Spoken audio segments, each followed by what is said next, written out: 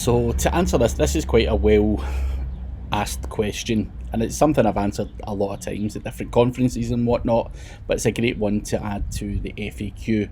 So why use expired domain names? So say for example you're a builder and you're looking to use some kind of strategy to build up the power to your domain name.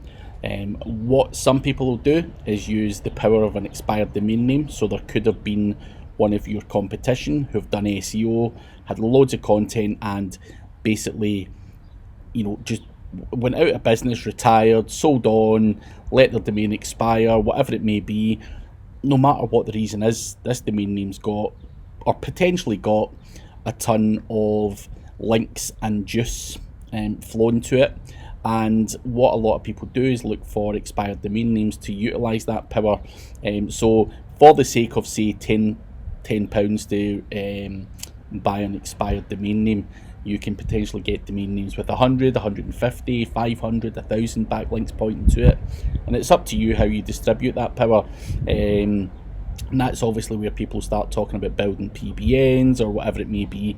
But you don't just buy expired domain names just to build PBNs. I would buy an expired domain name potentially to launch an affiliate website. And the reason I would do that is, rather than starting from scratch with a domain name that has no history, no backlinks, no nothing, then an expired domain name can give me the kickstart I need to get to where I need to be quicker. So there's a number of different uses for expired domain names, most commonly PBNs, and potentially people just looking to utilise a powerful domain name to take their website to where they need to be quicker. So it's a smart way of working.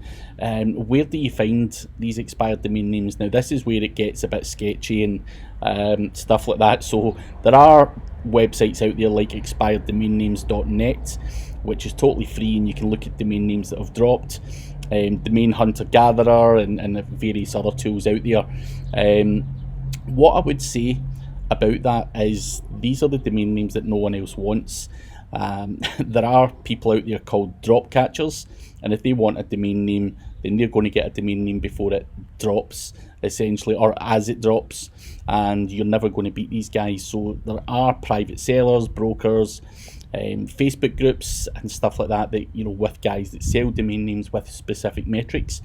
There is other cool tools out there like spamzilla.io. That can keep an eye on domain names for you. That's their database, shows you when domains are going to expire. It shows you if the domain name has been spammed previously. It also shows you things like what the website was like on the Wayback Machine, all from one dashboard. And these are all things that people will look at when they're looking for an expired domain name. It also gives you the kind of metrics from all the various tools that are out there as well. So spamzilla.io is a good one to keep your eye out, but realistically you probably need to use a drop catcher to catch a right good domain name, unless you do have your own nominate account and stuff like that as well. So you can either do that, or you can go to GoDaddy auctions and get domain names. So like .coms and stuff don't drop.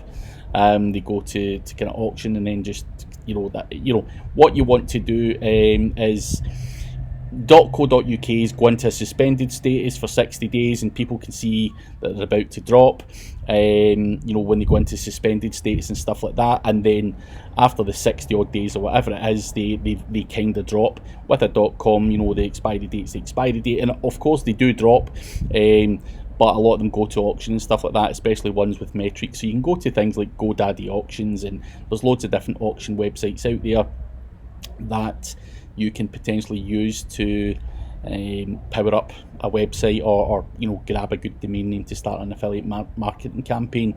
So that's probably a couple of the reasons why you would do that, and I will list a few of the drop catchers and some other information below the video as well, so that you can quickly speak to some drop catchers, or I will list the kind of auction places and stuff like that as well that I've used in the past.